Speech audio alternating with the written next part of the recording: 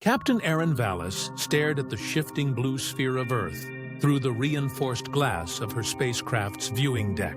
She had been sent on a mission no human had returned from, to investigate the source of the mysterious, repeating signal that had baffled scientists for decades.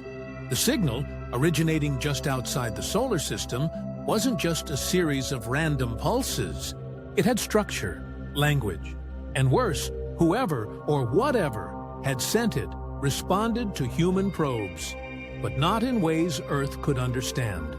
Aaron's spacecraft, Exodus, was powered by experimental quantum drives, propelling her closer to the source in mere weeks. Alone inside the humming ship, she reviewed the database on the signal. A haunting melody of frequencies stretched and woven like ghostly whispers. The closer she came, the more altered the signal became, almost as if it were adapting to her. 3 weeks into her journey, just outside Neptune's orbit, the Exodus intercepted new data. It wasn't a stream of sounds this time, it was a schematic, a map constructed with mathematical perfection. Curving lines, pulsating dots. Aaron's blood ran cold. The map pointed to an uncharted location in the Kuiper Belt, far from anything humanity had ever explored. Something told her this wasn't coincidence. Whoever sent that signal knew she was coming. "Autopilot engaged," she commanded, her voice shaking slightly. As the Exodus soared toward the uncharted coordinates, the ship's computer, HALIS, detected an anomaly. Unidentified object located, the AI's monotone voice reported.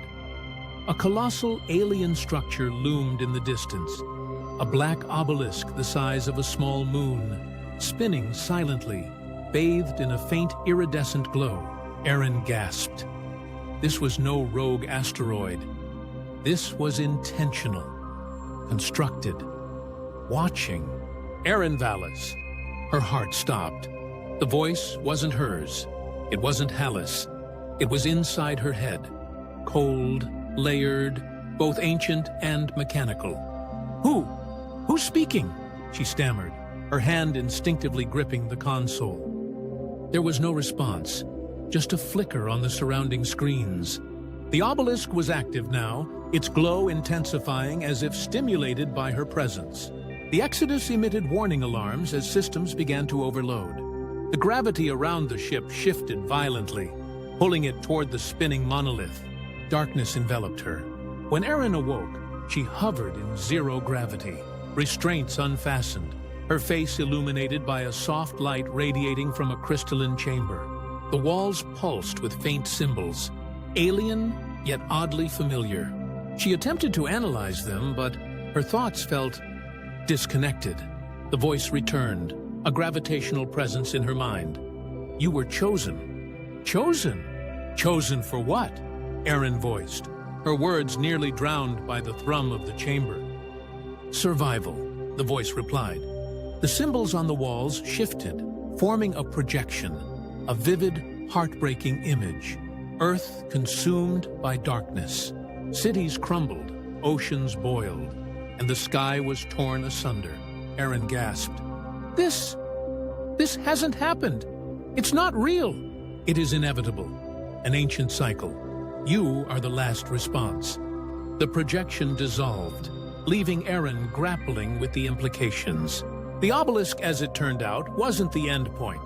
It was an archive, a living record of civilizations that had come before humanity, and all had faced the same fate: extinction by forces beyond comprehension.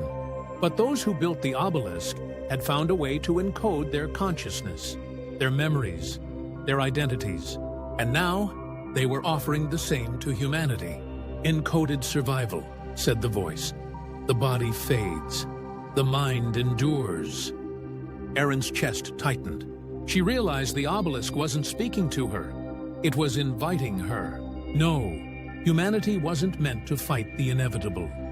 They were meant to leave a record, to pass on knowledge to those who would come next. "What happens to Earth?" her voice cracked. "It ends," the voice said. "But if you choose, it begins again, elsewhere." Tears streamed down Aaron's face, As the obelisk presented its final demand, only one consciousness could endure. The technology wasn't yet capable of preserving an entire species. She had to decide: carry humanity's collective knowledge into eternity, or return empty-handed and live the rest of her days knowing there was no rescue for those she called home. Erin hesitated, staring at the crystalline walls, the weight of a species resting on her shoulders. She finally whispered, "I accept."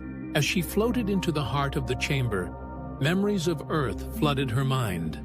Faces of loved ones, the first steps on Mars, humanity's triumphs and failures.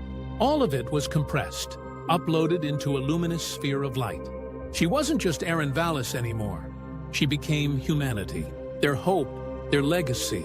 The Exodus drifted lifeless near the black obelisk as it shimmered out of existence, taking Erin and the essence of humanity with it into the unknown. But far away, on a distant star, the faint hum of the signal began to echo once more.